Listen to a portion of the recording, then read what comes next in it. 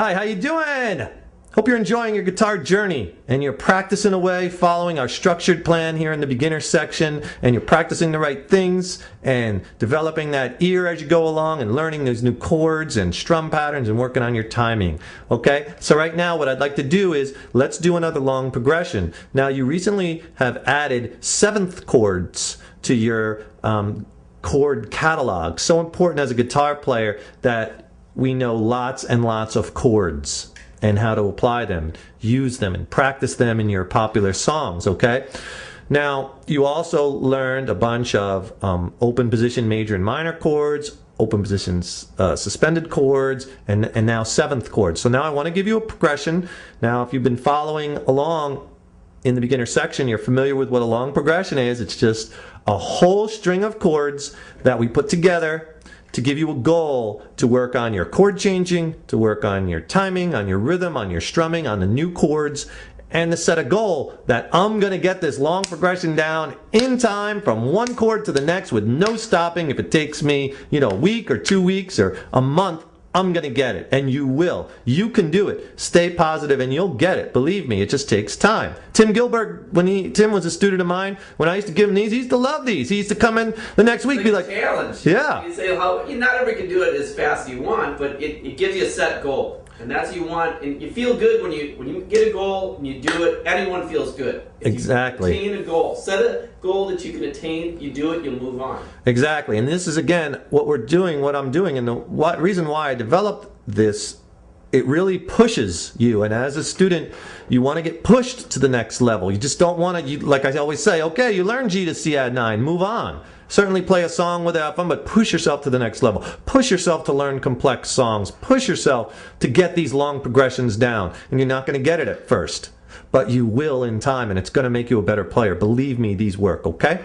So, same system as before. You're going to get a long string of chords, and I'm going to flash them across the screen in text, okay? Write them down in your practice log. Write the whole string down. Just put it on pause. Write the string down. And as you're going through it, I want you to circle the changes you're having trouble with, and those are the chord changes that you're going to practice back and forth using those chord change mechanics that we talk so much about. That's how you conquer changes. 10 minutes a day, back and forth.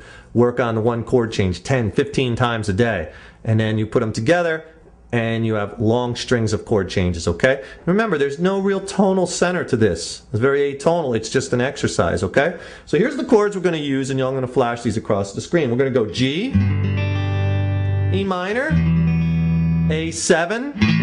That's that dominant seventh chord that you just learned, to a D, to a G major, to D7, to C, E7, A minor, D minor. Next one, that nice F chord. That's the one you probably struggled with for a while, getting that F down. This will help you get that F even better. To a C major, to a G7, to an A minor, to an E, to a B7, and then the last chord would be a G. Okay? And again, it sounds like a lot of chords, but remember, it's an exercise, okay? So I suggest that first, like you always did, try just doing those with a nice slow quarter note, right? 1, 2, 3, 4. Change. 2, 2, 3, 4. Change. 3, 2, 3, 4. And put the metronome on that quarter note.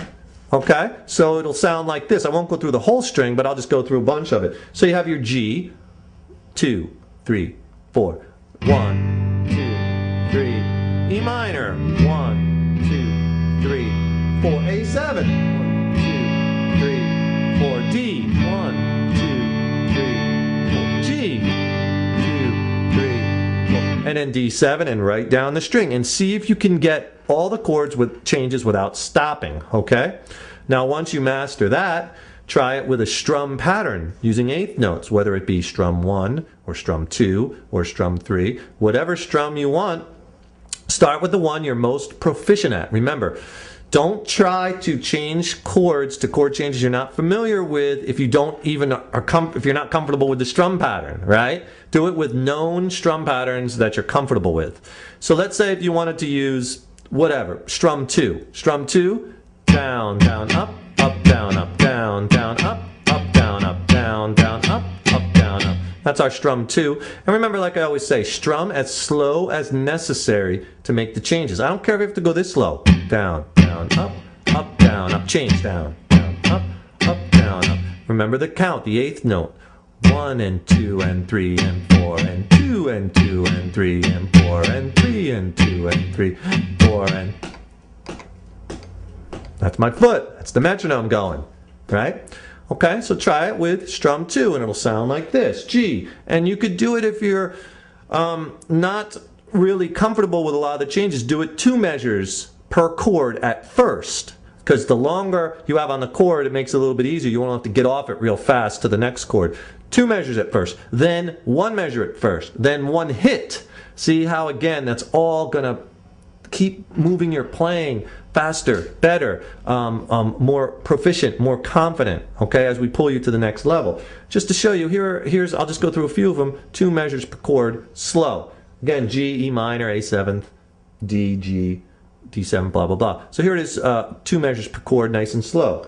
With the, starting on the G major, 1, 2, 3, 4. Up, down, up, down, down, up. E minor. Up, down, up. A7. Up, down, up. D major. Up, down, up. G major. Down, up. Okay, and you go through all of the chords, okay?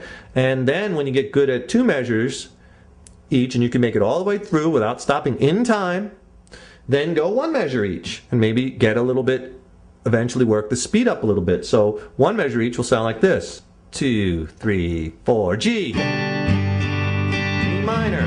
Down, up. Down, A7. D. G. D7, C,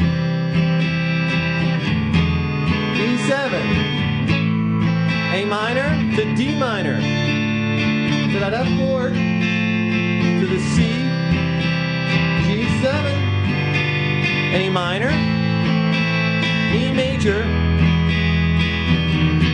B7, and you end on the G chord, okay? That was the whole string. 1 measure per chord. Now obviously you're not going to get that right out of the gate. And some of those changes, again, I made them a little harder as you go along. For instance, that D minor to F might take you a little bit. Back and forth. Just go D minor, F. Just go back and forth. D minor, then go to the F. Then go back D minor, F. Keep going. Back and forth. Then the next change, F to C.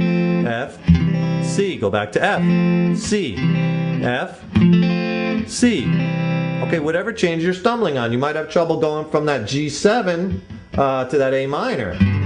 So you're on G7, A minor. Go back to G7, A minor. Okay? And that's how you conquer chord changes, and you'll get it. And once you have that chord change done, cross it off in your book, it's in your pocket. Then every once in a while, go back to these just to review and to keep yourself sharp, okay? But remember, slow. Strum slow at first. If you get it with strum 2, go to strum 1. If you get it with strum 1, go to strum 3. If you get it with that one, eventually you're going to be learning 16th note strumming. Try it with that, okay? So there's a myriad of different ways to use this as a practice regimen, and it's really going to get your playing to the next level, all right? So enjoy that. You're going to see more of these as you go through, along with the practice regimens. Add this into your practice regimen. Keep practicing the right things, and you are rocking on. We will see you in the next lesson.